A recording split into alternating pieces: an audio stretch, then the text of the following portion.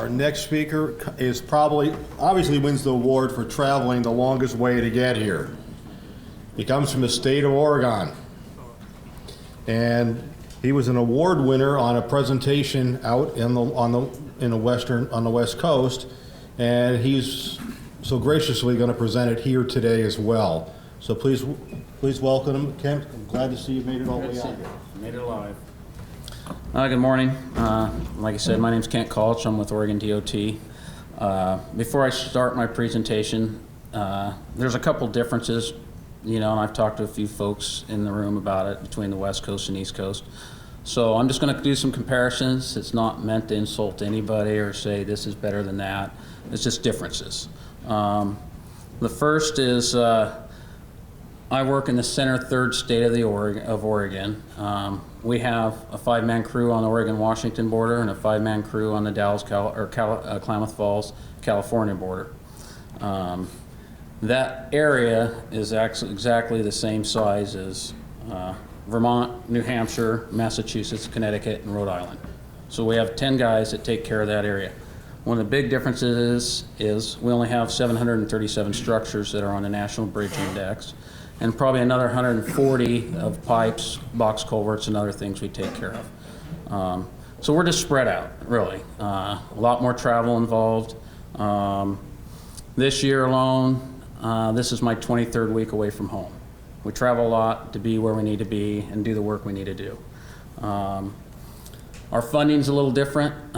We have a static funding of 75%. The rest we have to submit to a ODOT administrator that represents the state legislature. So we have to bid just like a general contractor, this work, that work, employee, time, money, expenses, and then they review it and either approve it or deny it. And that's how we figure out our year's worth of work. The difference in the seminars. This is real similar. The only difference is we have a lot more crew people involved, and half the presentations are like a showcase of what the crews did that year. They pick something special, unique, different, and they do a presentation on it. And that's what my presentation was. Some of them are big bridges, some of them are small. This one's a small one. I call it 4.0. Main reason is when it was built, I kind of compare it to the old DOS system. It was just done. Then the upgrades we did on this were more than Word, more than Excel.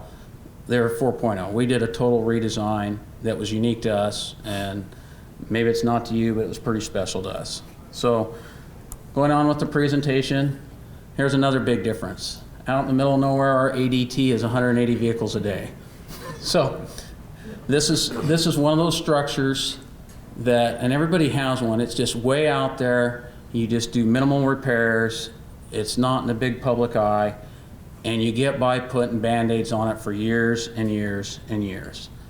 And you look at it, it's plain, it's simple, real scenic. It's just a bump in the road for about 2.5 seconds to most people. And this is in the Warner Valley. It's 20 Mile Creek. This basin is a big 20-mile basin. That's why they call it 20 Mile Creek. Scenic beauty, you think nothing else till you look underneath. So, to Band-Aid, patch, and repair over the years, past crews in the area just did simple, easy fixes. All these piles started tilting over time. So they didn't even fab these own chairs themselves. They found some in the Willamette Valley, brought them over. They didn't even fit the piles, didn't even shim them, just stuck them on. And the issue was the piles were tilting out under the cap. The cap couldn't bear under the slab joints. So that was the main issue that drew everybody's attention to this structure. You can see they're tilted, they're cocked. The piles aren't taking the stress straight down like they're designed to, and any overloads, could have ended in a failure that you'd have found out by a hay truck sitting in the bottom of the creek. So here's the whole structure. Bent 4 is the worst, as you can see, but the others had issues also. The abutment bent 1 had one rotten short pile. Bent 2, it had a split cap. One half the cap was rotten. The corbel underneath the 2 was rotten, and one of the piles under the corbel was rotten. Bent 3, you had a full cap that was rotten, and you had 3 piles of the 6 that were rotten. And then, of course, bent 4, in addition to the chairs, you had 2 rotten piles that those chairs sat on. Bent 5 was good. So here's another view of it at an angle. You can see some of the pile have moved with settlement over time or weren't truly driven in straight.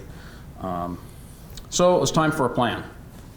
There's a lot of environmental concerns, a lot of archaeological concerns. We have in-water work times, and everybody had a different idea on how to fix it. So it's kind of like, it was kind of like a group of super friends getting together, you know, and they're all sitting there. Everybody has their own superpowers, whether it's environmental, archaeological.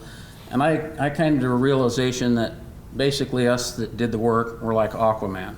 We could do little dolphin sounds and say this is what we think should be done, but we really sat back until the plan was done, and then we just swam fast and got the work done. A lot of debates, you know, of whether, you know, to pour a 3 foot by 3 foot wide slab under the one band bent and then put new supports, steel cap. Archaeology said no. This is the Warner Valley. This is a major wintering grounds for many Native Americans for hundreds of years. You look out, you see the obsidian flakes from where they flint mapped. You are not going to touch that ground. You have minimal disturbance. So you had that power struggle of super friends going on, and they finally settled on a plan of driving pile outside the structure, putting a beam between them, and then running basically steel caps that were free span underneath. That would be the most minimal ground disturbance that they could. So you got 2 steel caps either side of the cap replacing the existing load and pile, and so that's what we did. The other debate was, do we do it at one location, bent 4, and replace the others in like kind? So then it was a money game. Okay, the steel for each bent is $30,000 to upgrade. If we go back with wood pile, it's less, but we have just as much time involved. So the ultimate decision was to upgrade all 3 bents to the steel upgrade design. So away we went to work. They brought an axis crane. They set up to drive pile on the outside of the structure, and they estimated they'd be there 2 days driving the 12 pieces of pile. 6 days later, they were done. They came in, and the ground samples indicated that they drive pile probably about 60 feet. So they took 2 40-foot chunks and pre-welded them together. These are 16-inch pile, half-inch thick. They pre-welded them, put the markings on them. They started vibra-tapping them in. But because of the dried out clay soil, they couldn't get them their initial 10 feet down into the ground to switch to the pile driver. So then they had to figure out a way to strap them in place to switch to the pile driver. And that's why it was good. They were doing it, we were down the road doing something else. But, you know, 6 days later, they went through, we got the okay with environmental to put some generators in the bottom. We had to have Fish and Wildlife come in. There's a small pool under there that had endangered Warner Valley suckers, so they had to shock them and transplant them out to the mainstream. So even out in the middle of nowhere, every environmental concern you can imagine came into effect. So they set about driving pile, and they got it all done. They cut them off at the railing because it was convenient for them, and they were all done. And nothing, you know, no matter how perfect you want everything, they're never driven straight. They're never perfect. So then we were allowed to come in. We travel a lot, so we have a cargo trailer. You know, we have a welder generator in it, air compressor, nice place to get in and out of the rain. That at the time was our brand new crane. I think we had 2,000 miles on it. That's because it was drove from Kentucky where it was built out to Oregon, and then we drove it the 300 miles down to this job. Brand new, ready to go. We used a hydro platform for temporary scaffolding outside to cut off these piles to the height we wanted. So that's what the guys are doing. We know we have cross beams we want to put in. We have plates we want to put on the cap. So we had to do all our deductions. And then each location they wanted to raise the road bed 1 inch. So we did all our deductions, brought in a plasma cutter, pipe beveler, and so they cut one off here. They're getting another one set up to put the plasma cutter beveler on. So the way they went, cut everything level, and then we did some finish grinding. So when we welded the plates on, everything would be level. So these guys did some measurements and are doing some grinding. These guys are measuring on the other side. So we're working at several locations at once. So here's Bent 4, the one that had all the bad chairs. They've got the plates welded on. They've got the beams for the caps to sit on that are free spanning, and those are about to be bolted down into place. And this is another shot. You know, everything's never perfectly true or square. And, you know, we just went with what the pile drivers gave us. To mitigate any contamination of the soil or water, we were mag drilling the bolts to bolt these beams into place. And we just made a simple catch. You know, we didn't have to tarp everything underneath. We just garbage sack around the square frame to catch any grease or filings that came down, then we packed them out. Here it just shows there, you know, everybody's got a location. There's 6 locations, so people are going at each one. And now we've pretty much got everything into place. There we're rolling in one of the big beams. We've got some rollers on the ground, and basically we grab the beam pretty much in the center, slide it halfway under the bridge, set it down on the roller on the outside in the middle, and then slide our strap back, just lift it up and roll it further through till it sticks out the other side, and then we just lift it up into place. Once these 2 are in place on Bent 4, once they're in place, we get them close to the cap, but we couldn't because of the cannula or the slabs and how much we needed to lift the bridge. We just had to get them in and out of the way. Here we're bringing in a false bent because we're going to jack the structure, take out the wooden cap, and put the center beams and center new caps in place. So we got the false beams in, whatever you want to call them. We got the bridge jacked, lifted up. At this point, we've removed the wooden cap from the center, and we're starting to scoot the beams over. Wooden cap's out, beams are set in place. We have these beam stiffeners we have to weld in at various locations, so we're getting all those welded in. The bridge is still lifted at this time, and since it's a high desert, we can go from t-shirt weather one day to snow the next. So the next thing they wanted us to do, because they were worried about movement of the slabs, is they wanted us to Hilti anchor the beams to the slabs. And I think there was 12 slabs. They originally wanted 3 anchors per slab on each side. And I said, you know, that might be a bit much, don't you think? So the engineer reran his numbers, and basically each side of the beam, he cut one out. We cut the center one out. But we had to measure in because of the precast cords. We didn't want to pop or hit any, so we had certain measurements we had to measure in, and we'd mag drill out the beam. We had about an inch gap above it, and then we'd go through that hole and roto hammer to our 3-inch depth that we needed the Hiltis. We did all that before we set it down because we didn't want the broach bit of the mag drill, if it went up and hit concrete, it'd shatter, so we wanted that little gap relief. So we pre-did all that, and once that was done, we roll in a 1/2-inch roll of rubber we got 1/2-inch thick from Columbia River steel, made for the top of these beams. We rolled them in place, and here you can see the caps out, everything's drilled. The bridge is set down at this point. They're about 6 inches back from the joint on each side is what the design called for. And then we drove our Hiltis in, tightened them down, and we got them a little long, so you can see at the other end some are still long, because then we just went all along and cut them off because we want to make sure somebody didn't go too far with the roto hammer and we had a Hilti too short. And then here we set the section down. It's all good. Some of the slabs were different when they designed it. They went cheap even back then. Used some different design slabs, but everything matched up good. We got the inch lift that we wanted, and everything's level. We ran a string line because we were allowed up to 1.25 inch deflection was what the design called for. So we ran a string line from one side to the other. We had exactly 1 inch. The webbing on this beam is 1 inch thick, and right in the center it was a 1 inch thick deflection. The middle created a different challenge because we couldn't mess with any of the water in there. So we were able to 2 things. That decking to the bottom of the slabs is 6 feet. We wanted that clearance. And someone's going to point out, well, there's no railing on this. Well, we're not over our 6 foot. We're 3 feet off the ground on one side and 4.5 above the water. So we just opted to not have a railing. We came in and just blocked it up, ran some beams across, put our 4x6 decking and sheet on to work off of. But we had to use pile clamps at this location because we couldn't jack off the ground. So we had to use pile clamps for the jacks and pile clamps for the rollers to bring the big beams in. The difference is we had to jack the bridge at this location to bring the big beams in because the pile clamps were a lot narrower than where we were staging on the outside two bents. So here we've got the bridge jacked.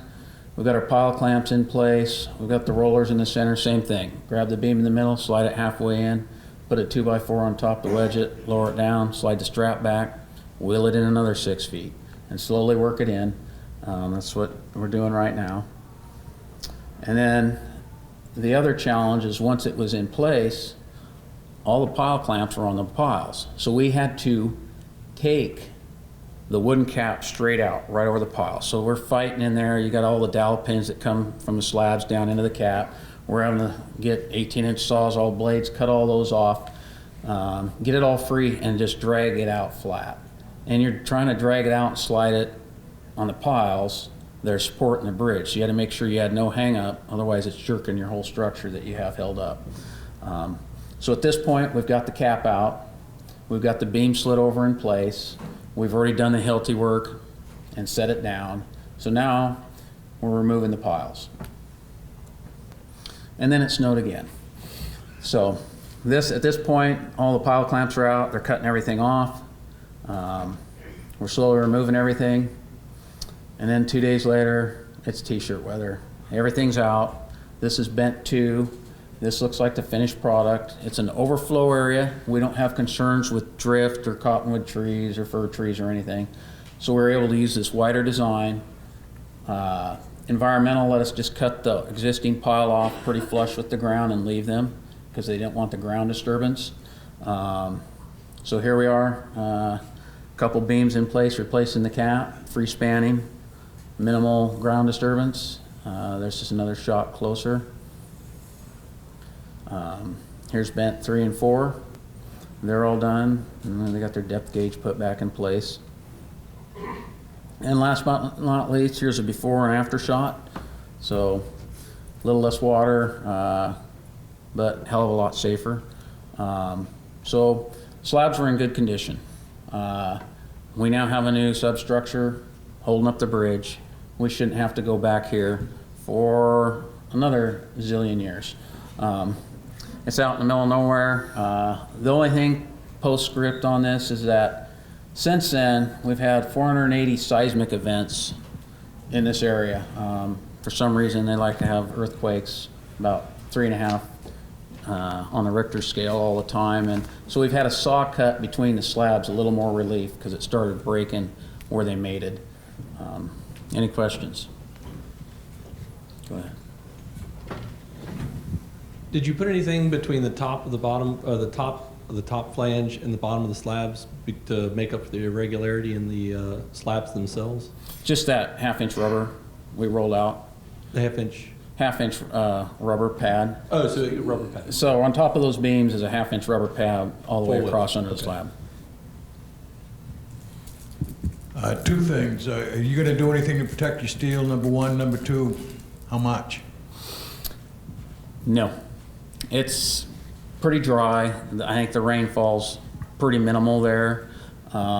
With the low ADT, I don't even think they mag chloride the roads. They just stick to the policy of hills and turns out there. This is in a straightaway, so it won't see any mag chloride. That's their finished product. We don't have any saltwater spray because we're inland 300 miles. And actually we have good luck with the steel piles holding up. If we'd gone back and like kind on those rotten piles, we would have just cut them off at ground level since they're a 12-inch pile, through like a 14-inch pile over and just drove it down underneath. And I mean, we've done doing that for 20 years and had no degradation of the steel yet in this environment. How much? Oh, initial estimates were about $265,000, just doing the one bent. Adding the other two, the extra cost of the crane to move out there, because the crane I think was like $45,000 alone. It ended up being $401,000. What did you do for thermal movement? Everything seems to be bolted tight. Everything's bolted tight. You know, I asked about that. Do we just want to leave them on the rubber pads and, you know, on top and leave the Hilties loose so if we had a seismic event, they could shutter? But the design guy said, no, there's enough give in that structure the way it is. They're going to accept it as it is. And it's had, like I said, 430 some odd seismic events, and we haven't broken any Hilties. I was wondering about maintaining traffic. I know you didn't have much, but did you have to? Oh, stop we traffic? had flaggers, and then the biggest holdup, we could take one lane and leave one lane open most of the time, because our new crane, we can do short, mid-span, and full span on our outriggers. And most of the time, until we were flying the big beams in, we wouldn't go full span. We just do them short for the lighter stuff, and then we just stop all traffic when we had to fly the 6 big beams in. When the crane was driving the pile, they would block them for like a half hour at a time, which you may get 2 cars.